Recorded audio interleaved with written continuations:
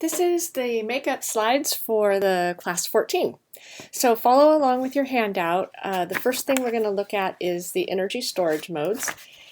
And some of these we've already talked about a little bit. So the first one is elastic potential energy, and just follow along there. The description is there, but anytime you have a stretched or compressed object, you have elastic potential energy stored. And in particular, if it's a spring, we will call it E sub S. Our next one is the gravitational potential energy, EG. Chemical potential energy, we haven't talked about this too much, but if you have some kind of chemical bonds that could change to release energy and transfer it into another form, then you would have chemical potential energy. So we would say this is how the energy is stored in our body as chemical potential energy. We would also say that, for example, gasoline has chemical potential energy, and inside of a battery we have chemical potential energy. There are chemicals in there to separate the charges. Electric potential energy, we haven't really talked very much about electrical charges this year, but if you have a positive and a negative charge, they would like to be closer together. So if you pull them apart, it takes work to separate them, like in this top picture. And then if you release them, they're going to move together. So when they're separated, they have stored electric potential energy. If they had the same sign, if these were both positive charges, then they would have the most electric potential energy if they were close to each other. Kinetic energy, that's if an object is moving. Internal energy, that's the energy stored due to the motions of the atoms and molecules inside the object. So energy transfer mechanisms, last week we talked about work, mass transfer, and heat. Or actually, in the homework, you did heat. And then a vibration is another one. So if we have air molecules, bouncing into each other, that can transfer energy by those collisions of the air molecules. And then also vibration due to earthquake, that's another example where energy is obviously transferred. Electrical transmission, if you have something plugged in, there's not a transfer going on unless there's actually electricity flowing through that cord. So for a stereo, for example, there's not going to be any electrical transmission until you actually turn the stereo on and you're actually using that energy coming through the cord. And the last one, electromagnetic radiation, so that would be light or X-rays or radio waves, any kind of radiation that is electromagnetic. Okay, I wanted to review what we worked on last week. Haha, work. So our definition, we said work is done by a force when a force acts through some displacement and some component of the force is parallel to the displacement. So if the force is completely perpendicular to the displacement, then no work would be done. The work would be zero. But if any part of the force and the displacement are parallel, then some work will be done. And I wanted to explain why there is a cosine theta in this equation. So the equation we have is force times displacement times the cosine of the angle between them. And I should have labeled that angle, but the force is at an upward angle in my diagram. The displacement is horizontal. So the angle between them would be the angle that this force makes with the horizontal. So it's right here. Now take a look at this triangle here. This is the component triangle for the force. So we're pulling a box with a string with some tension F in the string, and I pull it across this displacement across the floor. So the components of that force, the x component we would call F sub x, and the y component we would call F sub y. Now I'm going to write an expression over here for the cosine of the angle using this triangle. So cosine theta is adjacent over hypotenuse, and then referring to the triangle, the adjacent side to the angle is the horizontal component, fx. So I'm going to substitute fx for adjacent, and I'm going to substitute the force itself for the hypotenuse. And then rearranging this, solving it for fx, we have that fx equals f times cosine theta. Now what I want you to notice, and the reason I wrote this expression for cosine is because this ends up being the very same thing as we have in this equation. So if I rewrite this equation, everything's multiplied together right here. So I have force times displacement times cosine theta. When things are multiplied, you can rearrange the order however you want to. It doesn't change the meaning of it. So I rearranged this to make it force times cosine theta times displacement. And you can see now this term, what that's really representing is the horizontal component of the force. So what this is saying is work equals horizontal component of the force times the horizontal displacement. So what that cosine is doing is it's basically picking off the component of the force that's parallel to the displacement. It's actually the same thing to think of it as it could be picking off the part of the displacement that's parallel to the force. Either way, that's what it's doing. It's just giving you the part that counts. The vertical part doesn't do any work, right? Because it's perpendicular to the displacement. Okay. We talked through a couple of multiple choice examples just to review some important concepts. So in the first one, I hold the book for 3 hours. Is work done by the force of my hand? So maybe pause the video, see what you think, decide on your answer. Okay, the answer is no, no work is done. There was no displacement, so we know no work was done. I lift the book at a constant speed from the ground to a 1.5 meter height. Is work done by the force of my hand? So pause the video, decide on your answer. And the answer is yes, positive work was done. So in lifting the book, I had to exert a normal force on the book. So the force of my hand was an upward normal force. And that upward force moved through an upward displacement. So we have a parallel force and displacement both in the same direction, and that is positive work. And note, I just want you to notice, to answer the question about is work done by the force of my hand, we do not have to actually define a system to answer the question of whether work was done or not. If we wanted to talk about whether that work transferred energy in or out of a system, then we would have to be really clear about what our system is. But you can find the work done by a force. For example, while the book was lifted, there was another force acting, the force of gravity on the book. So the force of gravity on the book is in the downward direction, but the displacement of the book was up, and those are opposites. So that would be negative work. So negative work was done by the force of gravity. Now, that's a different question than whether you want to talk about did that work transfer energy in or out of the system, and you'd have to define a system to answer that. If we make the system just the book and the earth, then the force of gravity is an internal force, and so it does not actually add energy into the system or take energy out. It just changes the storage mode of the energy. Okay, I lower the book at a constant speed back down to the ground. Is work done by the force of my hand? So the force of my hand is still upward. I'm still supporting the book in an upward direction with my force of my hand. But the displacement is down. So those have an angle of 180 degrees between them. And that's going to be negative work. So the answer is B. I carry the book horizontally for 3 miles at constant velocity. Is work done by the force of my hand? The force of my hand, the direction of that force is up. The displacement is to the right. So there's an angle of 90 degrees between those. And so that's going to be 0 work. No work at C. Does work affect total energy? How does each of the following affect the total energy in a system? So if work is done by an external force, that is going to change the total energy stored in a system. It will either increase the amount of energy stored or decrease it. Work done by an internal force will not change the total energy in a system.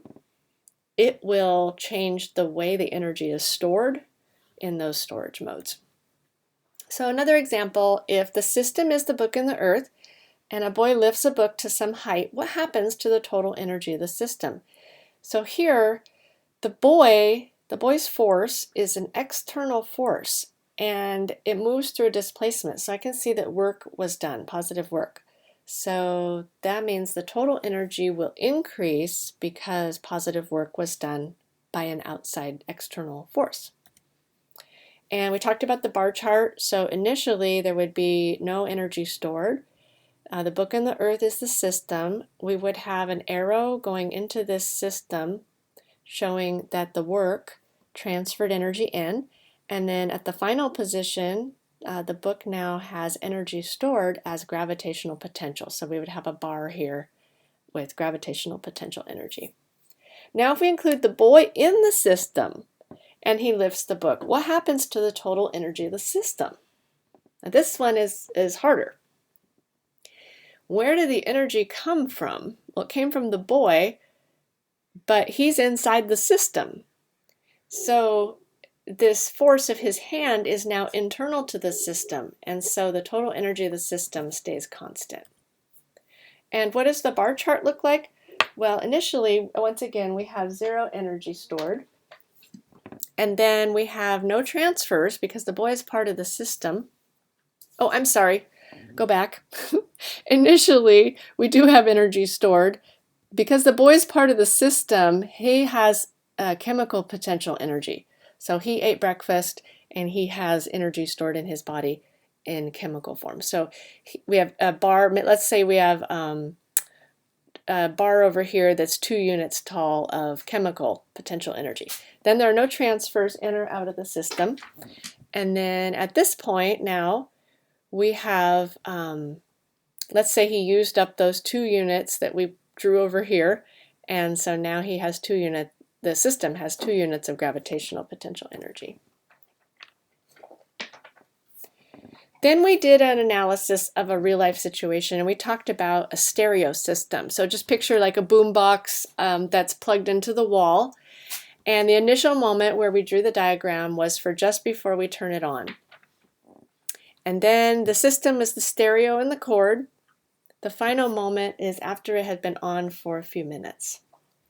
So take a moment and maybe sketch out brainstorm what you think, what energy you think might be stored at the beginning, what transfers might occur, and what might be there afterwards.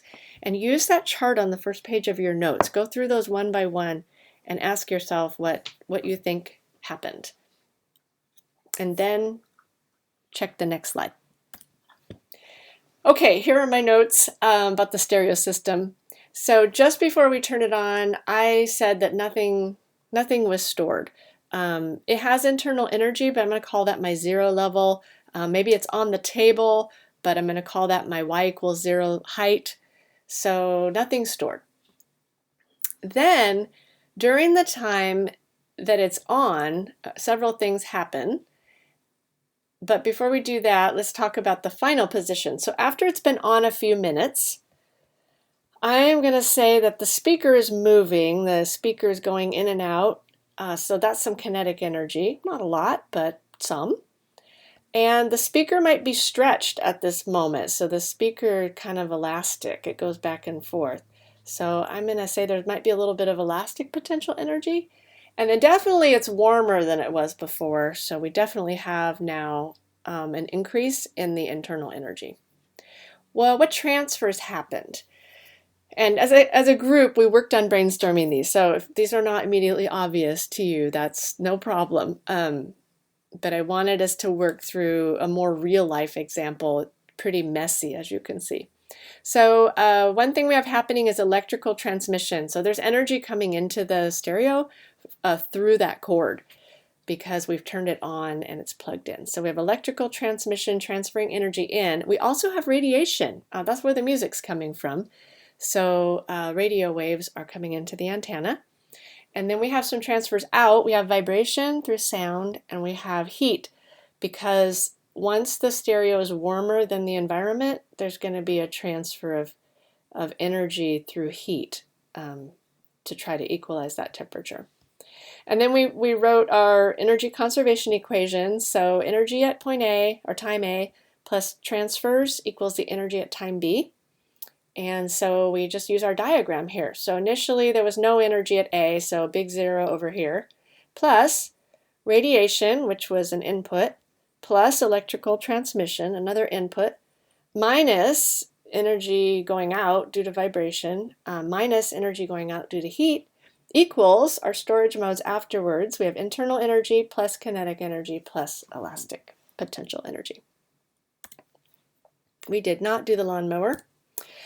Okay, energy storage mode equations. So follow along in your notes and we will learn in this part of the lesson about how we can quantitatively work with certain energy storage modes. So the first one's elastic potential energy, and this is specifically right now for a spring. Depends on the stiffness of the spring and the amount of stretch or compression. And to explain this, we need to back up and review a little bit more about springs. So when the force to stretch a spring is graphed versus the amount of stretch, what do the slope values mean? We did a lab very similar to this, or that yielded a graph similar to this on the very first day of class, where we hung some masses on a vertical spring and we measured, we ultimately ended up graphing the stretch of the spring versus the hanging mass. Well, we did the hanging mass instead of force because we didn't know how to calculate force on day one. Now we do. It was really the force of gravity that was causing that spring to stretch in that lab. So if we were to take data for how much force is needed to stretch a spring a certain distance, we might get a graph that looks like this with a direct proportion. And these are my two springs. This red one is spring A and the blue one spring B. And the slope here is 20 newtons per meter. And what that means is, if you look at this point here, a force of 20 newtons was needed to stretch that spring 1 meter. For every meter you want to stretch it, you're going to need 20 newtons. So if we wanted to stretch the spring A, the red one, 2 meters, we're going to need 40 newtons. And so we can fill that in here. Spring A requires 20 newtons of force to stretch 1 meter, or every meter. Spring B requires 5. So we can see here to stretch 1 meter, it only required 5 newtons. What characteristic of the spring does this ratio describe? This is really telling us about the stiffness of the spring. I guess that's what I call it. And this ratio, this 20 newtons per meter or 5 newtons per meter, that is called the spring constant, and its symbol is lowercase k.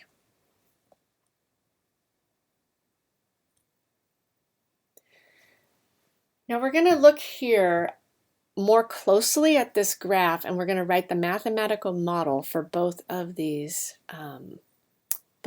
lines. So the basic form of a line is y equals mx plus b. For spring A, we look up here and we say on the y-axis is force, so I'm going to substitute force for y. For the slope, I'm putting in my spring constant, which is 20 newtons per meter. And then on the x-axis, I have the stretch, and the y-intercept is 0. So repeating that for B, we get force equals 5 newtons per meter times stretch.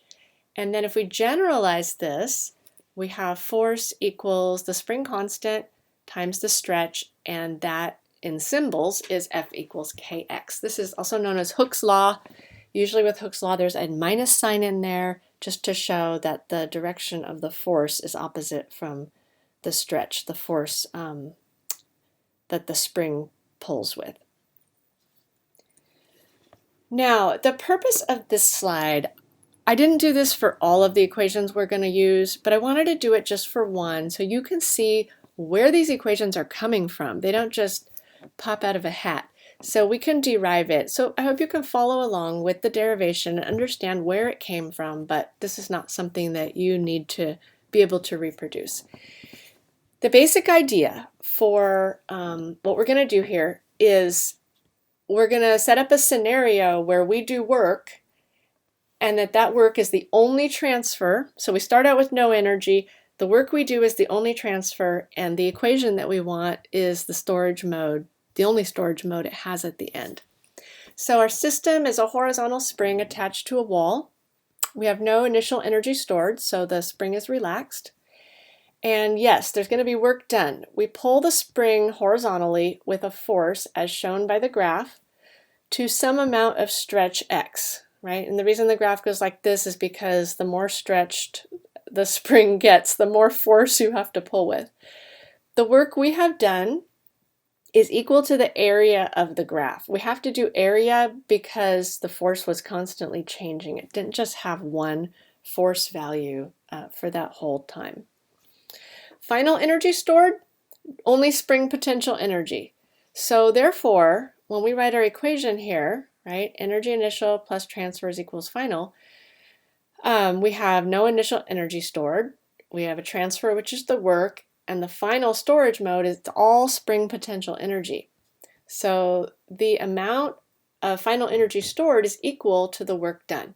So this right here is what enables us to derive an equation for the energy stored in spring potential energy. Excuse me. So our task now is to find the work done. Well, we need to find the area of this triangle. So 1/2 base times height. And then what's the base? The base is the stretch. So let's call that x. Then the height is the force. Well, the force is equal to k times x for a spring. So our final equation is 1/2 kx squared.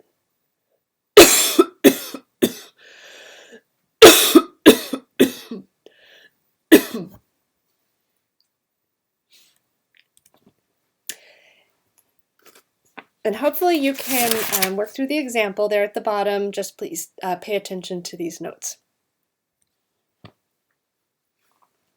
Okay, part 2, gravitational potential energy. It depends on the mass of the object, the gravitational field strength g, and the height relative to y equals 0, and it's directly proportional to all three of those. So we have m times g times h. Go ahead and pause the video and work out the examples, and the answers are in red. Kinetic energy depends on the object's mass and speed. And the relationship is 1/2 times the mass times the speed squared. So 1/2 mv squared. And I'm realizing I did not put the answer to the example. Okay, so if you work out the example, the answer is 480 joules. Internal energy resulting from friction. This depends on the force of kinetic frictions. This is for something that's sliding. We only have an equation here that we're going to be doing for internal energy for the special case where it's happening from friction. If you have internal energy caused by like a ball bouncing on the floor, or you're hammering the silly putty, don't have an equation for that. So it depends on the force of friction and the distance it slides, and the equation is force of friction times the distance. And once again, there is an example there, so I suggest you do the example and you should get 39 joules. And I want to work out with you one example that's on the back sheet. So turn to the back where it says practice. There are some tips there for the steps of how to approach situations where energy conservation would be a good tool for solving. And let's do number 1 together. A 40-gram car is pushed against a spring of constant 60 Newton per meter, compressing it 10 centimeters and then released. Determine the speed of the car at point B, which is 30 centimeters high. Assume no energy is stored as internal. So looking at the steps, we're to draw a picture, which we've already done.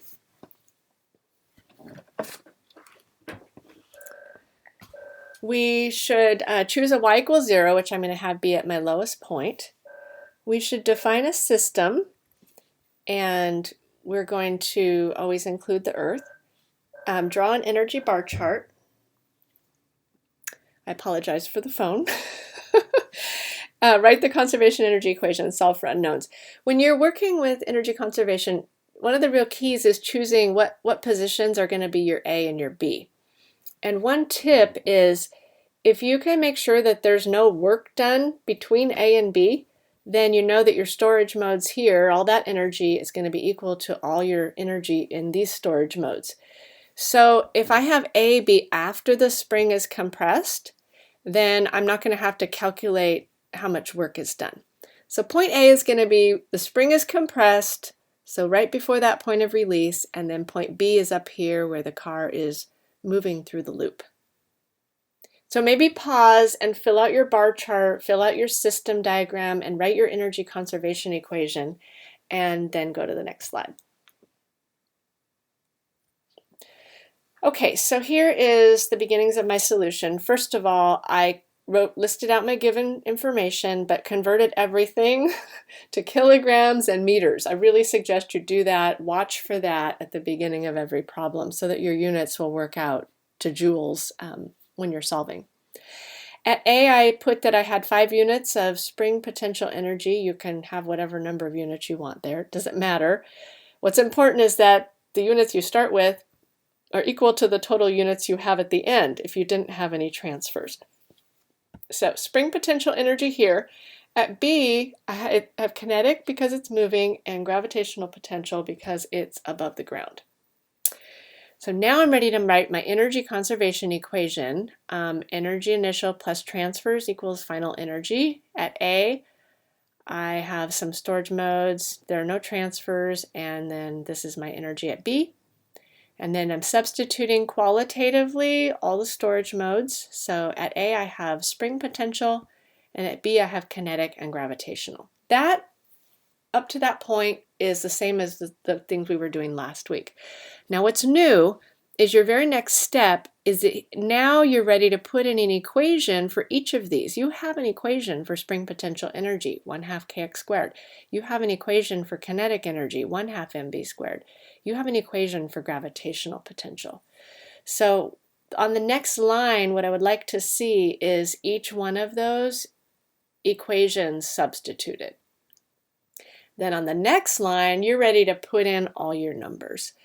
So 1/2 times k times x squared, 1/2 times mass times v squared, mass times gravitational field strength times the height.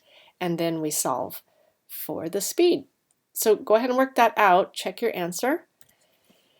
And then the second example, we took a little spring popper toy and we squished it down and then we released it. So point A was when it was all fully compressed at the table, and point B was at its highest point. We're assuming it went straight up in the air. So at the highest point, the speed is 0. So go ahead, these are our measurements. Fill out your bar chart, write your equation, and then solve, and you should get 119 newtons per meter.